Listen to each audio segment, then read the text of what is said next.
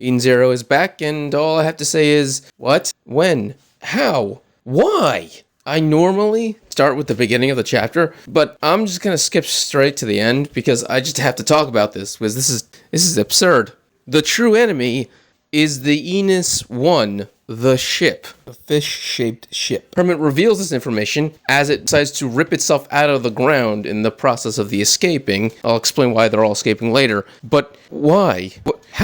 How is the ship the true enemy? It doesn't make sense. Apparently this ship is more intelligent than any human or cyborg that has ever existed. So it is like a brilliant being that apparently was able to manipulate Ziggy. The only problem is, Ziggy's the one who built it. Hermit even says Ziggy's the one who built it. He started the project back when they were all still together before he separated Ray's Shiki.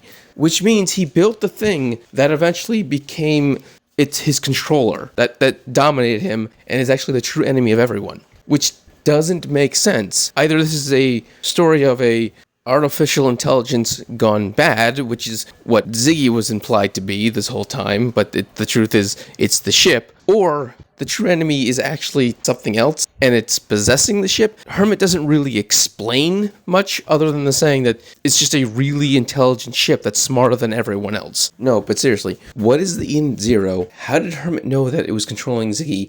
And what exactly is its plan? Because it was down there, and Ziggy said that it was using its processors to find where Mother is at. So is it still looking for Mother? What? What is the actual point of this ship? So this is what is confusing me. If the ship became sentient and then took over, after Ziggy built it, why did Ziggy build it in the first place? There was no reason to. He had the Enos 1, the 0. He had the Enos 0. There was no reason to build the Enos 1. It was completely meaningless because he already gave up on his mission to raise Shiki. Does that mean there was already an entity that existed that needed a body that made Ziggy build it for him? And once again, how does Hermit know that this was the true enemy? And does she know its purpose then? If she knew it was the true enemy, does she know what it's thinking, what it's doing? Does she know what it plans on doing? I'm so confused right now. This isn't going a complete right turn in the story. This is deciding to go in a Hot Wheels loop-de-loop to the point where I am now dizzy, confused, and I don't know what's going on. Okay, now that I'm done being insane, let's go back to the beginning where Hermit and Sister are now mourning the death of Ziggy. And while they're doing this, trying to go through the emotions of it, there's an emergency that goes off on Hermit's computer, and she basically immediately says that everyone needs to be rounded up and brought back to the ship. Why?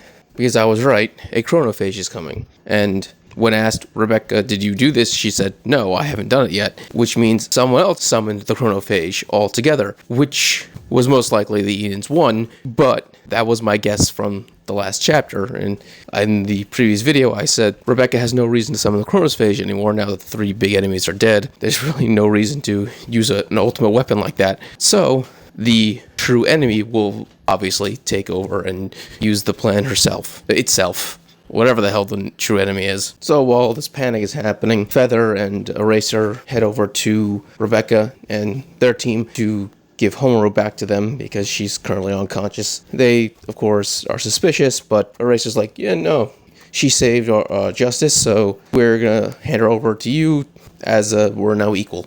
Shiki then warps in with Pina because now he has Ziggy's powers. Everyone freaks out about this for a second, but Shiki's basically, I don't know, I got his power, we're good. I can use it to get to the ship real quick. Shiki notices Eraser and he's basically like, yeah, there's a chronophage coming, there's no reason for us to fight. And Eraser's like, yeah, I had no plan to. And Shiki's like, okay, now I gotta find Elsie. And he goes like, no, her and Justice are finally having a talk. They've been trying to kill each other all this time, but now they can finally have a proper talk. They'll escape when they have a chance. You just go, we'll just go, and then they'll take care of themselves. It'd be rude of us to interrupt their moment. He actually obliges to this, and he's about to, warp everyone back to the Eden Zero when Eraser asks, what are you after? And his response is, adventure. We're gonna go find Mother. They, of course, warp out of there, back to the Eden Zero. And Feather and Eraser then talk about how the fact that that's Nero's ability. And Eraser's like, well, that ability was taken by Ziggy, and now that Shiki has it, does that mean that he defeated Ziggy? And Feather's response is, I cannot see him anymore. Ziggy's death is certain. And this causes Eraser to smile. And it's a very devious looking smile. Either he's actually happy that she's no longer a threat, and he can trust him, or he has something plan down the road. It's really hard to tell. It's one of those like small smiles that either a villain can have or a guy who's just happy. So we're back to the ending of the chapter which I was talking about, where they're all taking off. Where once again, Herman implies that Ziggy built the ship. It grew a consciousness, and then it decided to betray Ziggy and is apparently the true enemy. That doesn't really make a whole lot of sense to me. Like why would a ship that Ziggy built be evil? I mean, it's Ziggy's ship. There has to be more to it that even Herman doesn't know. Because she even says it's a leap in logic. That the ship is just opposed to what Ziggy wants, and that's why it betrayed him. But like I was saying, I don't get it. There has to be something more to it other than it just went rogue. But yeah, those are my thoughts at the moment. This is a wild chapter to have an ending like this. I'm glad one of my theories got confirmed with the chronophage being summoned by the true enemy, but the fact that the true enemy was the Eden's one this whole time is just wild to me. But yeah, hope you enjoyed this video. Please subscribe, give it a thumbs up so you can enjoy more Eden Zone and other anime things. Thank you and have a great day.